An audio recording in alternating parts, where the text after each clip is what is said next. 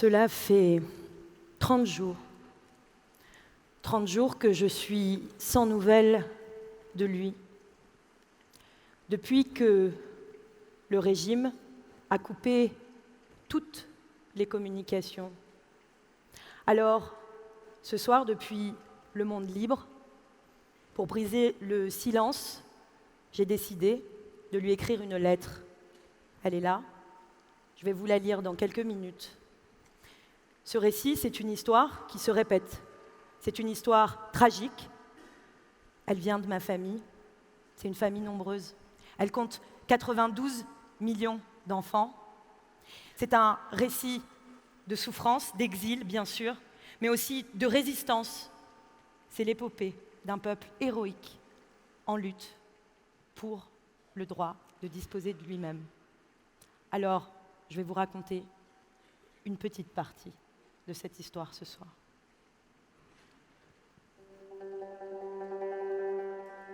Mon cher papa, ton nom vient de loin, du désert de Yazd, des temples où l'on fait garder le feu sacré de Zoroastre.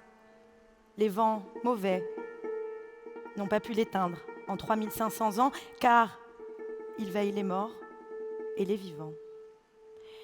Au milieu des ténèbres et contre le tyran, il éclaire les peuples maudits.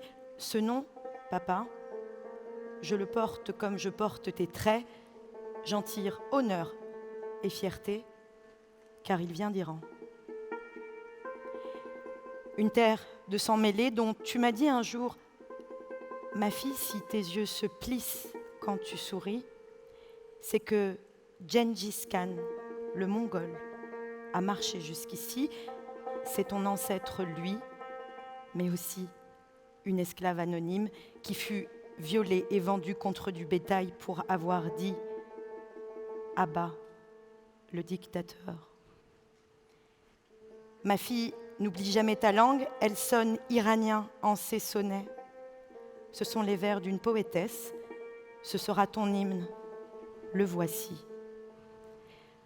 Je te reconstruirai ma patrie avec l'argile de ma propre âme, avec mes ossements, je te bâtirai des colonnes.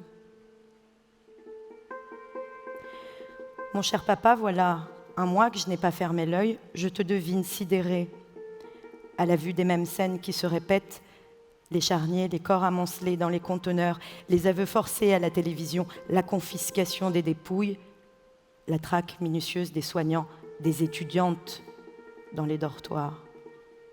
L'extorsion en bande organisée, celle de la République islamique d'Iran, de Khamenei et de ses sbires déchaînés. Ils mitraillent les civils, ils brûlent les bazars, défilent sur leurs chars, violent et pendent au nom de Dieu. Mais que savent-ils de Dieu ? Les clercs sont des boutiquiers, ils pillent les temples et les peuples. Leur loi est cruelle, c'est celle du sang. Tu es sidéré et tu as peur. À nouveau la loi martiale, l'odeur de la poudre et de la mort. Et à nouveau peut-être la guerre ? La guerre ne revient pas, non. Elle ne t'a jamais quitté. Depuis le premier jour, ce régime criminel est en guerre contre son peuple et contre l'humanité. Ton travail, à toi, c'était de sauver les vies. En 80 déjà, les brancards affluaient par milliers. Pendant 6 ans, la guerre contre l'Irak de Saddam, les visages des enfants sacrifiés ont hanté tes nuits. Tu m'as dit, de cela, Chirine, de cela, on ne se remet jamais. Ces derniers jours, les visages des enfants, ils étaient partout sous les bâches. Farhad avait 17 ans quand il a été tué ce 8 janvier. Il était guitariste. Hier, une manifestante a dit « Nous, Iraniens, nous sommes tous des morts vivants. Les balles du dictateur, les bombes de l'étranger, les peuples du Moyen-Orient n'ont-ils pas le droit à autre chose que de mourir? Cette lettre se termine et comme toujours, une voix manque à l'appel. C'est celle des femmes. Dans les rues de Téhéran, le 8 mars 79, battant le pavé, bravant leur famille, elles avaient averti. Khomeini, votre guide, n'est pas celui que vous croyez. Elles ont la mémoire dure, mais comme toujours, il se trouvait des hommes qui savent mieux, qui leur ont dit « Taisez-vous et laissez faire les professionnels. » La suite, on la connaît. Des femmes qui refusent de se soumettre aux lois de domination qui leur disent comment penser, agir et qui en meurent. Dans la tragédie romantique, depuis son donjon, une princesse chrétienne œuvrait déjà pour se libérer de ses chaînes.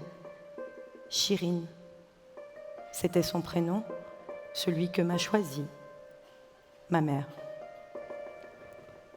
Plutôt partir que de se soumettre l'exil forcé de ma mère pour que je vive, moi, fille de la Révolution et de la guerre, l'exil qui est aussi une mort lente, loin des siens, et de ce soleil du Khouzestan qui lui réchauffait les os et le cœur, comme des millions d'Iraniens, nous immigrés, qui errons dans les rues, les ambassades, les frontières, qui flottons comme des débris de bois sur les mers, disait Abdel Malekian, le poète.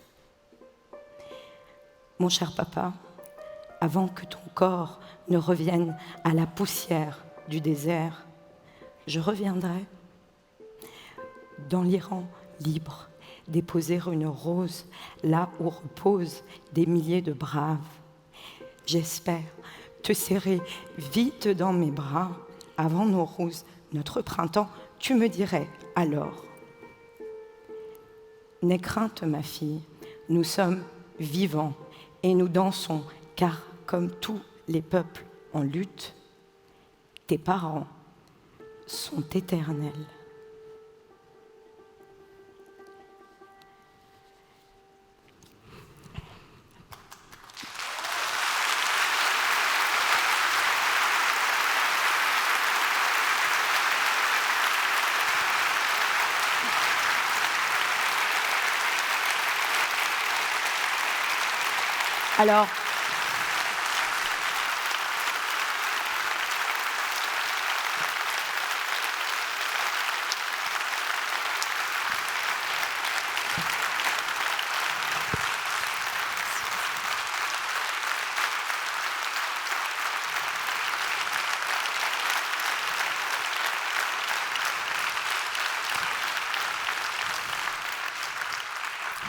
Alors, cette lettre se termine, mais l'histoire est loin d'être terminée.